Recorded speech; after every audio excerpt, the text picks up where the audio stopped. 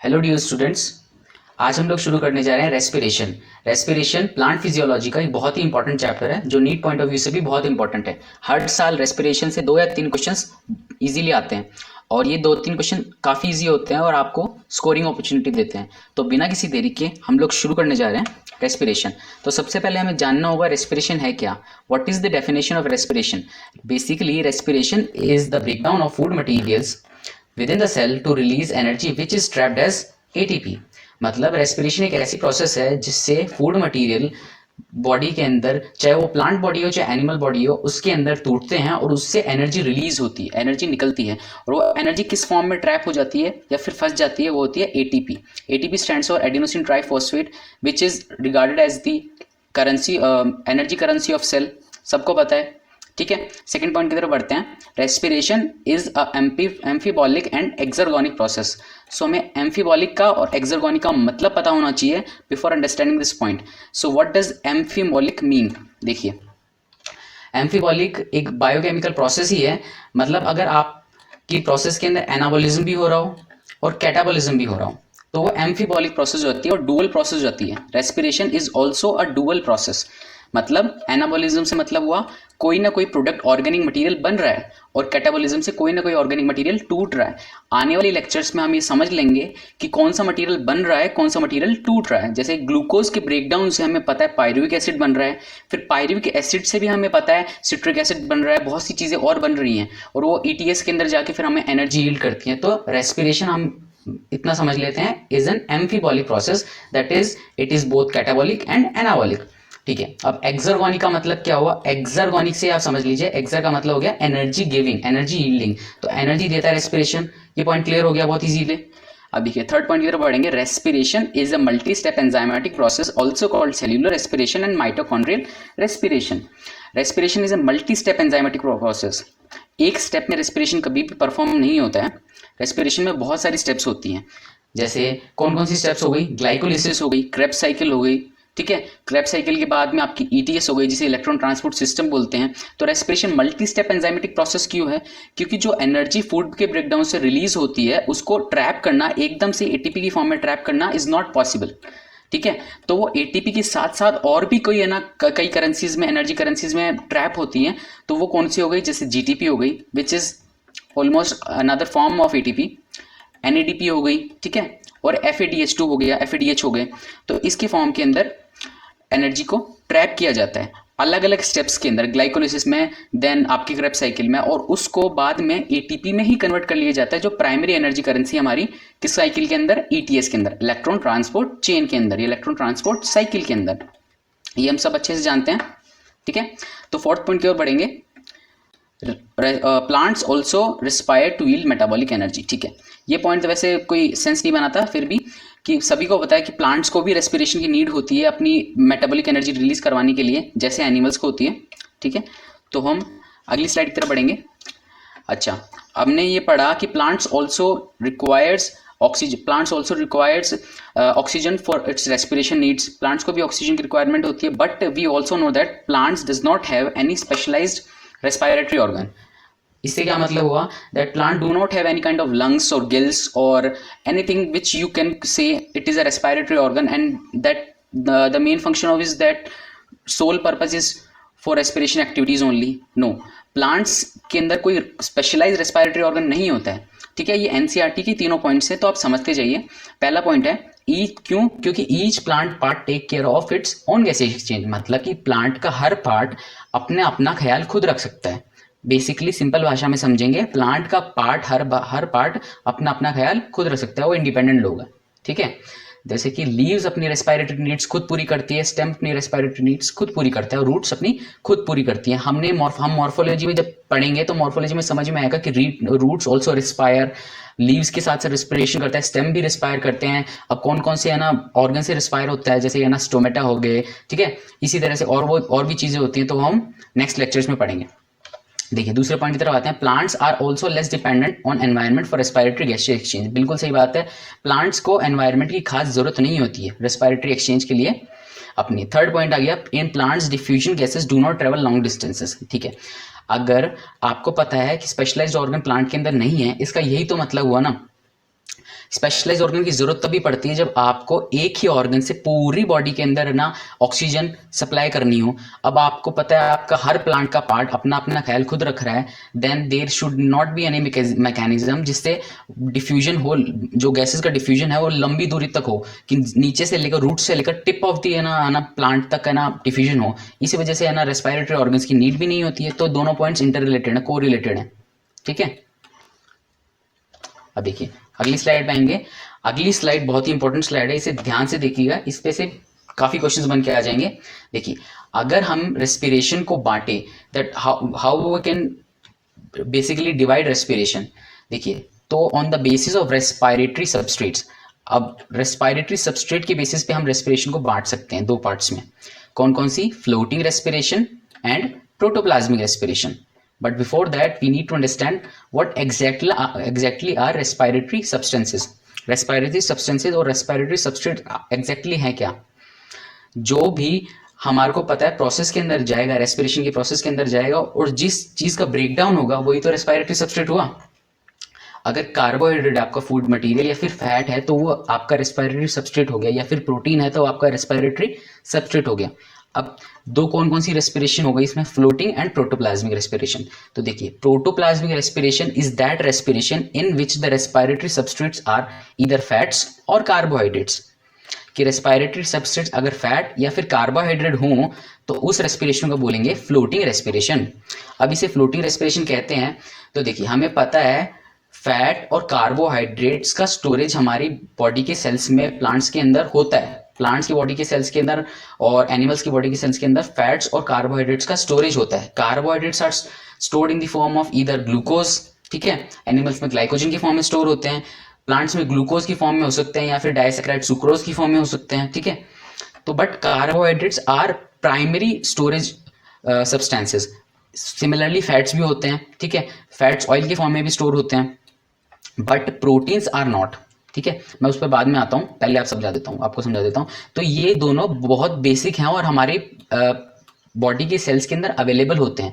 तो ये जनरली इनका क्या होता है? ऑक्सीडेशन होता है। कार्बोहाइड्रेट्स टूट के क्या बन जाएंगे आपके? कार्बोहाइड्रेट्स टूट के पायरुविक एसिड देगा, पायरुविक एसिड फिर क्रेब्स साइकिल में जाएगा, क्रेब्स साइकिल से फिर है ना एटीपी मॉलिक्यूल सील्ड होंगे अलग अलग। तो इस तरह से रेस्पिरेशन की प्रोसेस चलती है आगे। सिमिलरली फैट भी इसी साइकिल को फॉलो करके पायरुविक एसिड तक आएगा। तो ये तो नॉर्मल केस के अंदर है कि फ्लोटिंग रेस्पिरेशन नॉर्मल केस के अंदर चलता है, बट जो प्रोटोप्लाज्मिक रेस्पिरेशन है वो एक एक्सट्रीम केस के अंदर या फिर रेयर केस के अंदर चलता है। अब वो रेयर केस के अंदर कैसे चलता है? हमें पता है proteins are not very much available as a stored product in our cells. हमारे सेल्स के अंदर, बॉडी सेल्स के अंदर प्रोटीन्स बहुत ज़्यादा स्टोरेज में नहीं अवेलेबल होते हैं, ज़्यादातर फैट्स और कार्बोहाइड्रेट्स ही होते हैं। बट कुछ कुछ प्लांट्स के हम बोल सकते हैं सीड्स के अंदर होते हैं, बाकी नहीं होते हैं। क्यों? क्योंकि प्रोटीन्स के और भी बहुत काम होते हैं। प्रोटीन्स उतनी ही मात्रा में हमारी बॉडी बनाती है, सेल्स बनाती है, जितनी मात्रा में उन्हें चाहिए होता है। बट अगर किसी केस के अंदर प्रोटीन्स का भी ऑक्सीडेशन हो रहा हो, दैट मीन्स की सिचुएशन एडवर्स आ चुकी है, मतलब फैट्स और कार्बोहाइड्रेट्स की हमारे पास कमी होने लगी है, मतलब कि स्टार्विंग कंडीशन आ गई है, भूखमरी वाली कंडीशन आ गई है। ठीक है, भूखमरी वाली कंडीशन आ गई है। अब भूखमरी वाली कंडीशन में क्या होता है? प्रोटीन्स का ऑक्सीडेशन होना शुरू हो जाता है, और प्रोटीन्स का ऑक्सीडेशन होने के बाद में प्रोटीन्स अमीनो एसिड के फॉर्म में रिलीज होने लगते हैं। ठीक है, डीएमिनेशन होता है इसका मतलब removal of amino acids from proteins. अब डीएमिनेशन किसकी फॉर्म में होता है? अमीनो एसिड्स हमारे अमोनिया की फॉर्म में निकलते हैं, NH3 की फॉर्म में निकलते हैं। And we all know NH3 is a toxic waste. तो अगर ये डीएमिनेशन होकर अमोनिया के फॉर्म में निकल रहा है और हमारी बॉडी के अंदर अमोनिया जमा हो रहा है, मतलब कि सिंपल मीनिंग है इसका, बॉडी के अंदर टॉक्सिक वेस्ट बढ़ रहे हैं और प्रोटीन्स की भी कमी हो रही है। अब प्रोटीन्स की कमी हो गई तो प्रोटीन मशीनरी अपने आप रुक जाएगी, जिससे क्या हुआ? अल्टीमेटली जो सेल है वो खत्म हो जाएगी और वो जो भी ऑर्गेनिज्म है वो मर जाएगा। ठीक है, तो हमें फ्लोटिंग रेस्पिरेशन और प्रोटोप्लाज्मिक रेस्पिरेशन के अंदर बेसिक फर्क समझ में आ गया। ये हमारा जनरल केस है, जबकि ये हमारा रेयर केस है। ठीक है, protoplasmic respiration. Now we shall move to the next slide. Okay, What are the different types of respiration? अब ये टाइप्स बेसिस हैं अवेलेबिलिटी ऑफ ऑक्सीजन, कि ऑक्सीजन की प्रेजेंस है या ऑक्सीजन की प्रेजेंस नहीं है। If oxygen is present in the body, if oxygen is present in the body, then that type of respiration is referred to as aerobic respiration. ठीक है, अब इसकी डेफिनेशन क्या होगी? The complete oxidation of food with use of oxygen, and when the entire carbon released as so is called aerobic respiration। कि food का complete oxidation हो जाए, फूड कंप्लीटली ऑक्सीडाइज हो जाए और किसके फॉर्म में निकले, कार्बन के फॉर्म के अंदर निकल जाए, उसके साथ साथ एनर्जी निकल जाए, तो उसे एरोबिक रेस्पिरेशन कहेंगे। तो देखिए इसकी जनरल रिएक्शन देख लेते हैं। C6H12O6 that is the glucose molecule, ठीक है, ये ग्लूकोज मॉलिक्यूल है, और ये ऑक्सीजन मॉलिक्यूल है। 6 mole of oxygen, 6 mole of water, तो क्या यील्ड कर रहा है, 6 mole of carbon dioxide and 12 moles of water. Along with it a large amount of energy is released, 686 kilo calorie energy release हो रही है, या फिर अदर टर्म्स में हम इसे बोल सकते हैं 38 एटीपी, 38 एटीपीज रिलीज हो रही है, ठीक है। तो ये तो हो गया एरोबिक रेस्पिरेशन, मतलब in the presence of oxygen. देखिए यहाँ पे प्रेजेंस ऑफ ऑक्सीजन है ना, in the presence of oxygen अगर एनर्जी रिलीज हो, ठीक है, तो इसे बोलेंगे हम एरोबिक रेस्पिरेशन। इसे याद करने की ट्रिक भी बता देता हूं आपको कि एरोबिक रेस्पिरेशन में हमेशा कंप्लीट ऑक्सीडेशन ही होगा, कि जब भी एरोबिक रेस्पिरेशन होगा तो ऑक्सीडेशन कैसे होगा, कंप्लीट होगा, और धुआं धुआं कर देगा और पानी पानी कर देगा, मतलब धुआं धुआं कर दिया, CO2 कंप्लीट धुआं धुआं कर दिया, और कंप्लीट पानी पानी H2 पानी पानी कर दिया, ठीक है। अगले पॉइंट की तरफ बढ़ते हैं। Occurs in cytoplasm and mitochondria both. एक इंपॉर्टेंट पॉइंट है कि जो एरोबिक रेस्पिरेशन है, एरोबिक रेस्पिरेशन दोनों कंडीशन में होता है, दोनों जगह पे होता है, साइटोप्लाज्म में भी होगा और माइटोकॉन्ड्रिया में भी होगा, ठीक है। आगे पढ़ेंगे हम साइटोप्लाज्म में क्या होता है और माइटोकॉन्ड्रिया में क्या होता है। साइटोप्लाज्म में ग्लाइकोलिसिस होती है, माइटोकॉन्ड्रिया के अंदर आपकी EDS चलती है, और माइटोकॉन्ड्रिया के अंदर आपकी क्रेब्स साइकिल चलती है। तो देखिए in aerobic respiration the final electron acceptor is free oxygen. काफी इंपॉर्टेंट पॉइंट है नीट पॉइंट ऑफ व्यू से भी। क्यों कि एरोबिक रेस्पिरेशन के अंदर जो फाइनल इलेक्ट्रॉन एक्सेप्टर है, जब ETS पढ़ेंगे तब हम ये पढ़ेंगे कि इलेक्ट्रॉन्स का एक्सचेंज होता है, उसी से ATP बनते हैं। तो जो फाइनल इलेक्ट्रॉन एक्सेप्टर है ना, कि आखिरी मॉलिक्यूल जो इलेक्ट्रॉन को एक्सेप्ट करेगा, इलेक्ट्रॉन को अपने पास रखेगा, वो क्या होगा, वो फ्री ऑक्सीजन होगा। फ्री ऑक्सीजन से मतलब है oxygen is not combined with any other element, ठीक है। अब हम पढ़ेंगे एन एरोबिक रेस्पिरेशन। अब देखिए एन आगे है, इसके आगे मतलब कि नहीं, तो नहीं मतलब एरोबिक कंडीशन हमारे पास नहीं है। अच्छा सॉरी, हाँ ये एरोबिक कंडीशंस हमारे पास नहीं है, ऑक्सीजन की अवेलेबिलिटी नहीं है। तो ये कहाँ पे होगा, ये अकर्स इन साइटोप्लाज्म ओनली, ठीक है। पहला डिफरेंस ये हो गया, ये सिर्फ साइटोप्लाज्म में होता है। और एन एरोबिक रेस्पिरेशन यूजुअली कौन से ऑर्गेनिजम्स में होगा, लोअर ग्रुप ऑफ ऑर्गेनिजम्स में होता है, ठीक है। जो बैक्टीरियाज हो गए उनके अंदर ज्यादा एन एरोबिक रेस्पिरेशन होता है। ऐसा नहीं है कि हायर प्लांट्स के अंदर या फिर हायर ऑर्गेनिजम्स के अंदर एनाएरोबिक रेस्पिरेशन नहीं होता है, बट स्पेशलाइज्ड केसेस के अंदर होता है, जो मैं अभी आपसे डिस्कस करने जा रहा हूँ। पहले हम इसको कंप्लीट करते हैं। Incomplete oxidation, food oxidized into alcohol और ऑर्गेनिक एसिड्स विदाउट ऑक्सीजन, ठीक है। तो देखिए एनाएरोबिक के अंदर सब कुछ कम कम ही है, ना ऑक्सीजन है और ना कंप्लीट ऑक्सीडेशन है। तो कंप्लीट ऑक्सीडेशन नहीं होगा तो ना तो धुआं धुआं होगा और ना पानी पानी होगा, मतलब कि कंप्लीट H2O भी नहीं निकलेगा और कंप्लीट CO2 भी नहीं निकलेगा। हाफ ऑक्सीडाइज स्टेट है, कंप्लीट CO2 भी नहीं निकला और कंप्लीट ऑक्सीजन भी नहीं निकला, क्योंकि ऑक्सीजन की कंप्लीट CO2 भी नहीं निकला और कंप्लीट वाटर मॉलिक्यूल्स भी नहीं निकले। Most of the energy is lost as heat, ज्यादातर एनर्जी हीट के फॉर्म में खत्म हो जाती है। Only the 7% of glucose is retain, जो ग्लूकोज की 7% एनर्जी थी सिर्फ वही रिटेन हो पाई, ठीक है। और इससे 2 ATP यील्ड हुई, जबकि एरोबिक से लगभग हमारे को 38 ATPs का क्या होता है, प्रॉफिट होता है। इसके अंदर फाइनल इलेक्ट्रॉन एक्सेप्टर क्या है, ऑर्गेनिक इंटरमीडिएट्स हैं। तो देखिए आपके दिमाग में एक क्वेश्चन उठना चाहिए कि अगर एनाएरोबिक रेस्पिरेशन में सिर्फ 2 ही ATP यील्ड हो रहे हैं और ग्लूकोज की सिर्फ 7% एनर्जी यूटिलाइज कर पा रही है सेल, तो एनाएरोबिक रेस्पिरेशन का यूज ही क्या है, ये साइकिल ही नहीं चलनी चाहिए। बट देखिए साइकिल क्यों चलती है, ये साइकिल तभी चलती है जब ऑक्सीजन की अवेलेबिलिटी नहीं होती है और बॉडी को तुरंत प्रभाव से कुछ ना कुछ ATP चाहिए होते हैं।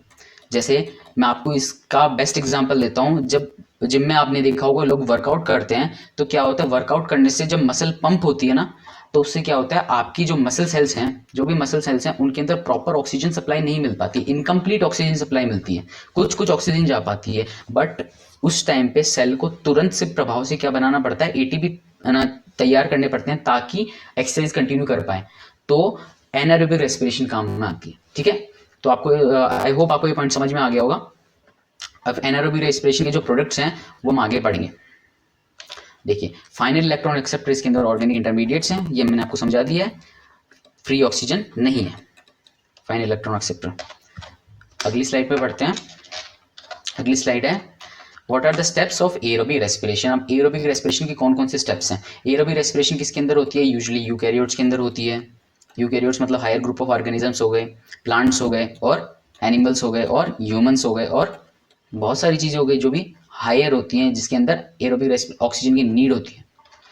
तो देखिए ग्लाइकोलाइसिस कहाँ होती है, पढ़ा है साइटोप्लाज्म के अंदर होता है। ग्लाइकोलाइसिस को तो आपको रट्टा मार लेना है, रट्टा भी क्या कि glycolysis is a universal pathway that is it occurs in cytoplasm only, cytoplasm के अंदर ही होती है। ग्लाइकोलाइसिस यूनिवर्सल पाथवे है, ये ग्लाइकोलाइसिस एरोबिक में भी मिलेगी और अगर आगे हम जब स्टेप्स ऑफ एनारोबिक पढ़ेंगे उसके अंदर भी मिलेगी। ग्लाइकोलाइसिस दोनों ही में चलती है और दोनों ही में साइटोप्लाज्म में होती है। ठीक है, दूसरा पॉइंट आ गया formation of acetyl coenzyme A. अब सेकंड स्टेप आता है एरोबिक रेस्पिरेशन का, formation of acetyl coenzyme A. Acetyl coenzyme A की फॉर्मेशन होती है। इस रिएक्शन को क्या बोलते हैं हम, लिंक रिएक्शन बोलते हैं या फिर इसको बोल देते हैं गेटवे रिएक्शन। क्या बोल देंगे, गेटवे रिएक्शन। अब देखिए लिंक रिएक्शन क्यों बोलते हैं, क्योंकि ये लिंक करता है, जोड़ने का काम करता है, ब्रिज की तरह काम करता है ग्लाइकोलिसिस और टीसीए साइकिल के बीच में। या फिर गेटवे रिएक्शन क्यों बोलेंगे, इसको भी समझने का बहुत इजी तरीका है कि ये गेट की तरह काम करता है, ओपनिंग फेज करता है। किसके लिए, टीसीए साइकिल का ओपनिंग फेज है, गेट है। इसके बाद में फॉर्मेशन ऑफ एसिटाइल कोएंजाइम के बाद में ही क्रेब्स साइकिल आएगी, पहले नहीं आएगी। ठीक है, तो इसको सीक्वेंस में याद रखेंगे, सीक्वेंस में समझते चलेंगे तो कभी आगे दिक्कत नहीं होगी आपको। ठीक है, अब थर्ड पॉइंट की तरफ बढ़ते हैं, टीसीए और क्रेब्स साइकिल। टीसीए और क्रेब्स साइकिल कहाँ पे चलता है, मैट्रिक्स ऑफ माइटोकॉन्ड्रिया के अंदर, माइटोकॉन्ड्रिया की मैट्रिक्स के अंदर चलता है एरोबिक रेस्पिरेशन के अंदर। देखिए ये माइटोकॉन्ड्रिया होगा, ये हो गई इसकी cristae, this is the outer membrane, this is the inner membrane, और जो ये बीच के अंदर जो स्पेस बच गया इसको बोलते हैं हम मैट्रिक्स।